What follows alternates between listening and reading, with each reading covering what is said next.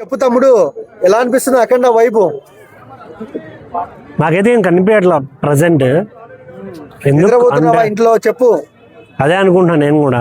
అంటే అలా ఏం లేదు బ్రో. అఖండ కన్ఫామ్ గా వస్తుందా రాలేదన్న చిన్న డౌట్ అయితే ఉంది. ఇంకా December 5th release date okay అయింది అన్న.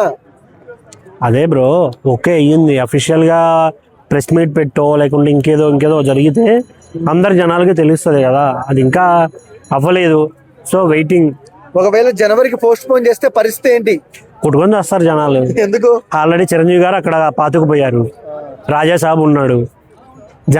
జననాయక సంథింగ్ విజయ్ది కూడా ఉంది. అది ఉంది. ఇంకా 2-3 సినిమాలు ఆల్రెడీ ఉన్నాయి ఆ లిస్ట్ లో. సో అఖండ రావడం వల్ల వాటన్నిటి కొంచెం ఇబ్బంది పడవచ్చు అంతే తప్ప సినిమా బాగుంటే ఏదేం చేయలేదు కదా. ఇప్పుడు ఎందుకు ఒకే ఇయర్ లో ఒకేసారి రిలీజ్ అయిన 3-4 సినిమాలు కూడా బ్లాక్ బస్టర్లు అయ్యాయి. అన్ని ప్రాఫిట్ తో నడిచాయి కదా. సేమ్ అది కూడా రిపీట్ అవ్వచ్చు. బాలయ్య బాబు గారు అండ్ బోయపాటి శ్రీని గారు మామూలు కాంబినేషన్ కాదు. అది ఫ్లాపులు చూడని కాంబినేషన్ అది. సో ఒకవేళ హిట్ కొడితే ఎలాంటి రికార్డులు షేర్ చేస్తుంది? చెప్పు ఇది ఏం చెప్పాలంటే దీని గురించి కంటెంట్ మ్యాటర్స్ దేనికైనా. ఆల్రెడీ మనకు అఖండ 1తో చూపించాను. మెయిన్ తమన్ గారి మ్యూజిక్ ఎక్స్పెక్టేషన్ చాలా ఎక్కువ హై ఉన్నాయి. సో అదే రిపీట్ అయ్యే ఛాన్సెస్ అయితే ఉన్నాయి. విజువల్స్ ఆల్రెడీ చూసాం మనం. ఆ విజువల్స్లో ఎలా ఉన్నారు, ఎలా చూపిస్తున్నారు.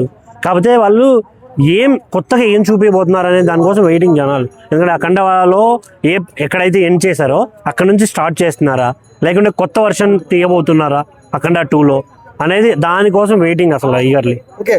సో అంటే ఇక్కడ బాలయ్య గారు, బోయపాటి శ్రీని గారు చూసుకున్నట్టయితే అఖండ చూసాం మనం.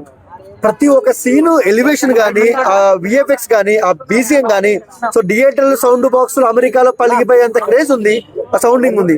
సో ఈసారి పరిస్థితి ఏంటి? సౌండ్ బాక్సులు ఉంటాయా థియేటర్ లో? సేమ్ ఎక్స్పెక్టేషన్ తో ఉన్నాం అందరం. థియేటర్కి వెళ్ళే వరకు ఏం జరుగుద్ది అనేది వి డోంట్ నో. బట్ చాలా అంటే చాలా ఎక్స్పెక్టేషన్స్ అయితే ఉన్నాయి మెయిన్ తమన్ గారి మీద. ఇప్పుడు బోయపాటి శ్రీని గారు, బాలకృష్ణ గారు అది నార్మల్. బట్ అందరి ఎక్స్పెక్టేషన్స్ ఈసారి తమన్ గారి మీద ఉన్నాయి. ఈసారి ఏం చేయబోతున్నాడు, ఎలా కొట్టబోతున్నాడు అంటే చాలా సార్లు మనం విన్నట్టయితే తమన్ గారిని కాపీ క్యాట్ అని చాలా మంది అనేవాళ్ళు. బట్ ఆయన మ్యూజిక్కే చాలా వైబ్ ఉంటుంది. థియేటర్లో ఆ సౌండింగ్ కానీ, ఆ డ్రమ్స్ కానీ ఇలా చాలా వైబ్ ఉంటుంది. సో ఆయన దాని నుంచి తప్పించుకుంటాడా, మళ్ళీ ఎక్కడి నుంచి అన్నా తీసుకొచ్చి పెడతాడా అనేది పెద్ద క్వశ్చన్ అందరికీ. బట్ చూడాలి, వెయిట్ చేయాలి. Thank you.